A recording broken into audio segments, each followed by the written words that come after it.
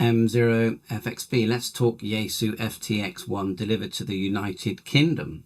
So I ordered mine from Radio World. No special preference there. I've looked at Martin Lynch, Moonraker, Lamcole, Walters and Stanton. I just chose them. The price was pretty much the same.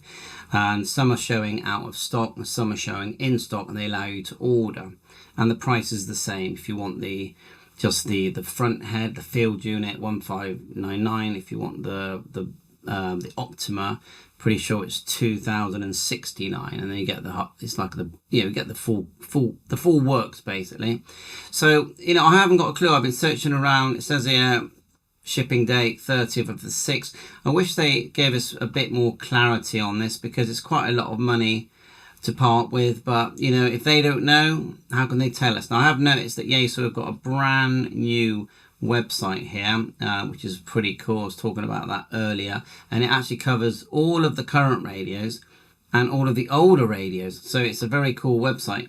Definitely check it out. It's literally just yaesu.com. But if anyone out there has got any idea when these items are going to be shipped, I'm just clicking on the different places here. Walters and Stanton, Martin Lynch, yeah, you can subscribe.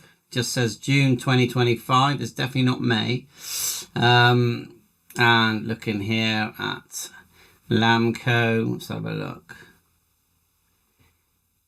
Not seeing any dates there. And then we got Moonraker, and of course if you go back to, look at that, that's a nice looking photograph, isn't it? So I've got the British flag there to make it very obvious that that's what this video is about. It's the availability in the UK. And so here's the full page. Let's move that flag out of the way. Here's the full page for Radio World. So yeah, what do you think? Is it, they've been taking everyone's been taking full payment rather than just part payment. But we got no radio yet. Be nice if they could actually speak to Yaesu, speak to the shippers, and at least they can say, look, on this date, it's going on the, whether it's a ship or an aeroplane, I don't know, and just tell us, because then at least we can go, okay, on that day, we're going to get our device.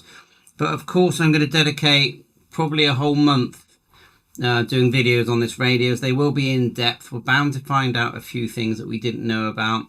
I'm seeing videos that have been released.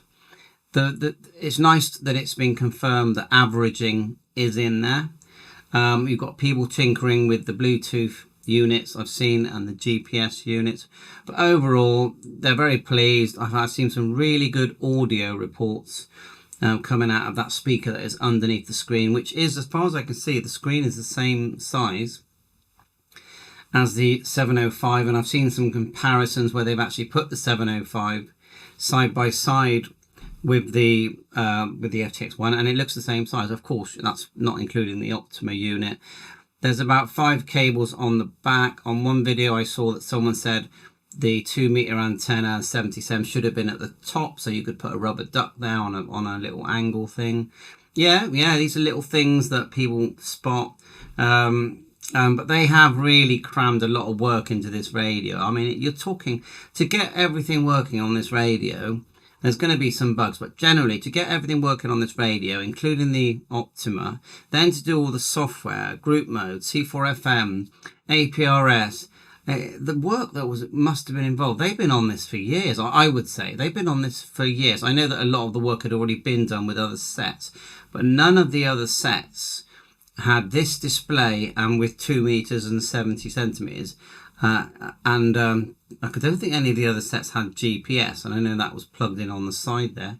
So what do you think? Is it worth the wait, or are you going to stick with your Yaesu 991? Thanks for watching my channel. 7.3, all the best.